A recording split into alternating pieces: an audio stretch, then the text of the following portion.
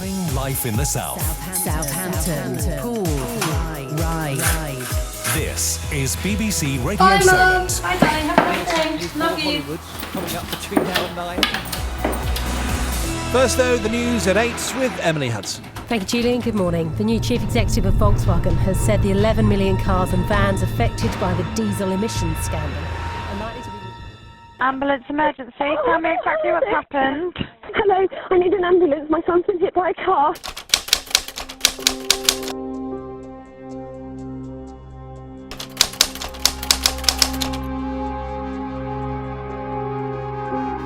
I just had a little thud, and it just sounded like a ladder dropping.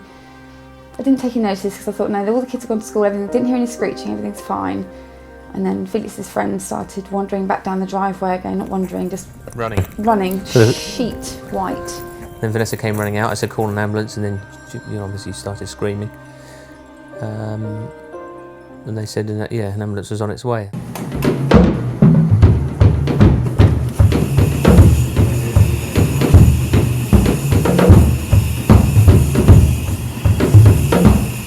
In trauma, what happens to you in the golden hour has a direct bearing to both immediate survival or chances of immediate survival, and it also impacts upon disability in the medium to longer term. Minutes count in that first hour. The road crew in Felix's case recognised that he had a serious head injury and that he had to get to Southampton, which is the major trauma centre. They also recognised because they're out in Swanmore that could really only be done quickly enough by helicopter. When we saw Felix, it was obvious straight away he'd suffered a severe head injury as well as his other injuries to his leg and his arm, but it's the head injury that was going to be the important injury that we had to deal with. The way we manage these patients is to put them into what we call an artificial coma, so we had to induce an anaesthetic.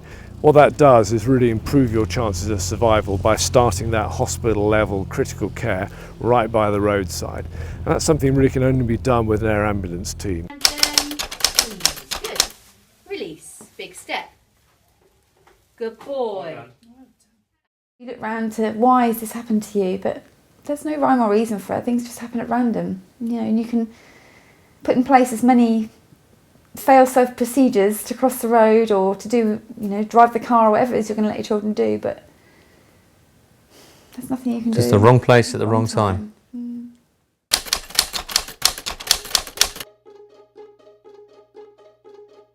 All I know is that 3.5 weeks later, when I actually came out of my coma, I realised that the air ambulance had helped save my life. I'd really like to thank the Hampshire and Wight Air Ambulance. That short distance of water from the Isle of Wight to the mainland makes a big difference when you've got an air ambulance on hand. They certainly saved my career. He shattered my collarbone, broke a number of ribs, and had what's called a tension pneumothorax. I suppose I just want to say thank you to the air ambulance for getting me to the hospital as quickly as possible. They saved his life. I'm absolutely convinced. The air ambulance bringing 2 doctors, to me, just made all the difference between a disaster and a happy outcome. I really hope lots of people support them so that they can save lots and lots of people's lives, like mine. What they did on the roadside, I have no doubt, saved my life. And it's only for them that I'm here today. The air ambulance took over straight away. There was a doctor there. Barbara was critical in my eyes, and they worked on her for an hour beside the road. And without them, I don't think she would be here. To deliver advanced medical care by the roadside, we have to have advanced medical equipment with us, and so we carry on board the aircraft here a whole range of kit that you won't find on a roadside ambulance. The Hampshire and Isle of Wight Air Ambulance is a charity, so we need you to help us protect the future of your air ambulance. You can join our weekly lottery, you can become a corporate supporter, take on a challenge, or join our direct giving campaign. Just £5 a month will make a difference to people's lives. The air ambulance relies heavily not just on financial donations, but donations of time. A fleet of volunteers works behind the scenes. Our volunteers are the backbone of our charity. They give talks, manage our collections, help us to run events, give presentations and much more. We rely upon them to help us keep the air ambulance flying. Felix has come such a long way since his injury, and it's fantastic to see what he's achieved with his hard work and the support of his parents.